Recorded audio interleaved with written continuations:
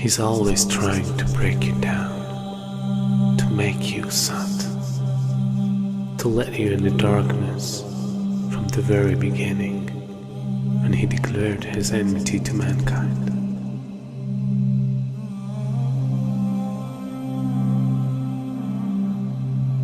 And throughout the history, he caused evil and destruction between every nation.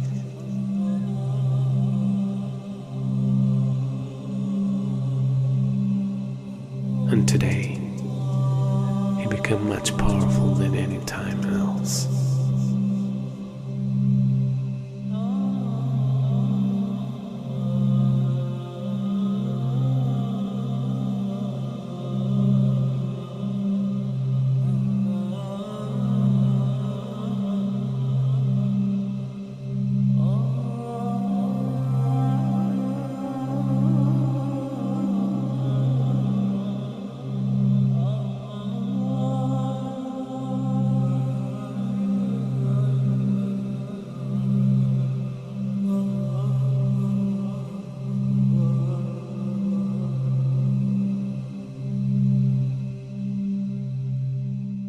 A new world order, a world where the rule of law, not the law of the jungle, governs the conduct of nations. When we are successful, and we will be, we have a real chance at this new world order, an order in which a credible United Nations can use its peacekeeping role to fulfill the promise and vision of the UN's founders. We begin to see the climax of a major change in society, the climax of a new world order. And we begin to see a type of integration between information technology and trade. We begin to see the economy, politics, culture, and ideology being transported simultaneously from nation to nation.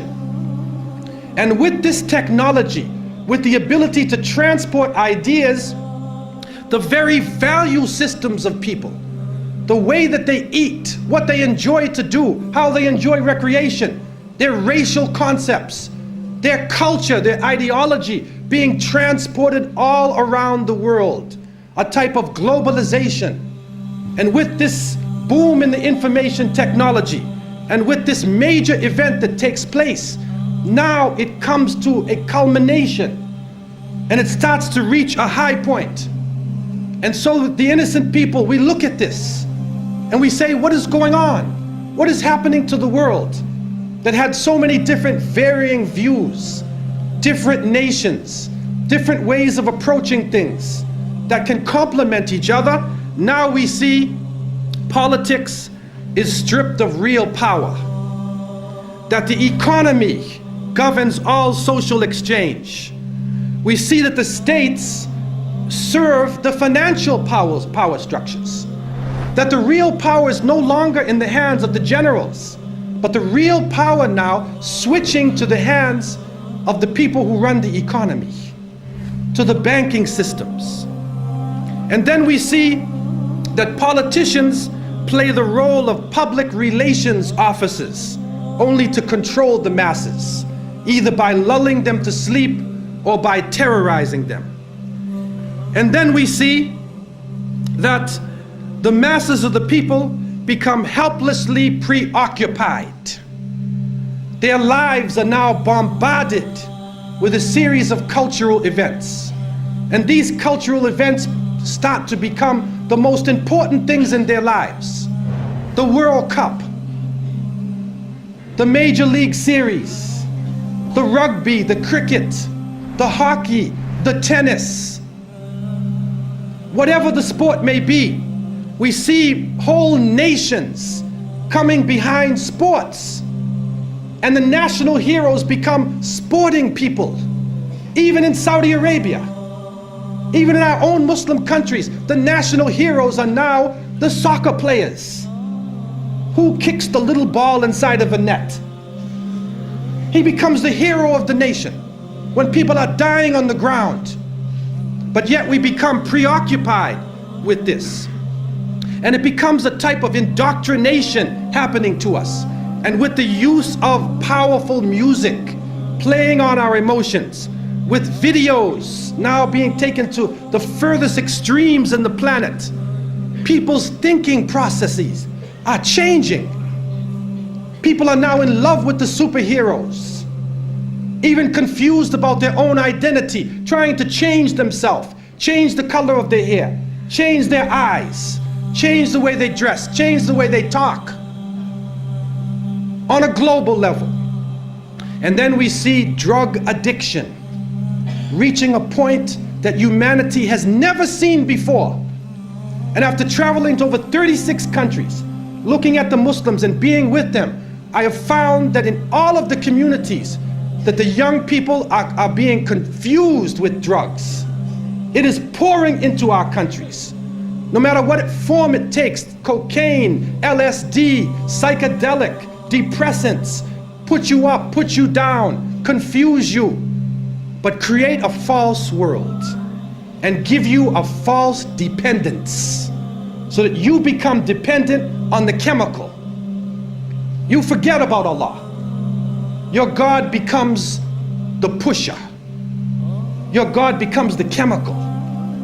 And so creating this dependency amongst the masses of the people.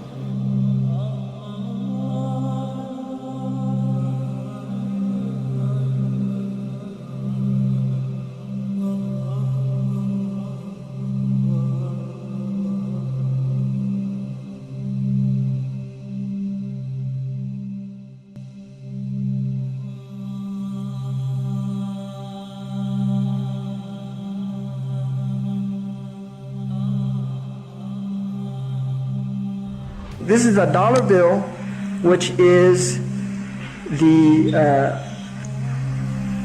now devalued dollar bill. And on the back of the dollar bill, there's a seal on this side. It's called the Great Seal of the United States. That's what it's called. It's their seal. Now behind the seal, this is actually what is behind the Great Seal of the United States, is a pyramid with one eye. Now the one eye is the sun god Re, which is where we get the word ray, sun rays. It is the sun god, same Mithraic character, and he shows up again and again. This is the Masonic god of the ray. 13 5-pointed stars, and when you draw lines between them, you'll draw a 6-pointed star. If the hexagonal star is lifted out and placed over the image of the pyramid, its points indicate specific letters in the Latin inscription surrounding it, which are thought to be an anagram. Inside the American Dictionary is the word anagram, which is the intentional scrambling of the letters of a word to conceal the real word. So if you re-scramble, you get Masons. This is how we know that the Masons originated the drawings for the Great Seal of the United States. This search for concealed meanings in the iconography is not confined to the imagery alone. It is claimed that the number 13, the most ominous number in Western tradition, is hidden throughout the symbols on the $1 bill. They point out the repetition of the symbolic number 13. There are 13 leaves on the olive branch in the eagle's right claw, 13 arrows in the left claw, 13 stars above the eagle's head, and 13 bars and stripes on the shield. Count the feathers. You'll notice that there are 32 feathers on the bird's left wing and 33 on his right wing. This is understood to refer to the 33 degrees of Masonry introduced by the Supreme Council of the Scottish Rite, America's most prominent Masonic order, whose national HQ is in Washington. If you look, you'll see the pyramid is built except for the top. It's built except for the top. The eye is suspended above the top. It hasn't come down yet. Because they believe until they finished the Masonic project, which is the what they say on the bottom, Novus Ordo Seclorum, and then Annuetta Chapters, he is pleased with our project. In other words, the God they believe in is pleased with our project. What is the project? This is the question. What is the project that this God is pleased with? The project is literally the secularization of the world. To completely strip the world from religious beliefs. This is the project, and that is why it is called Novus Ordo Seclorum, a new secular or worldly order.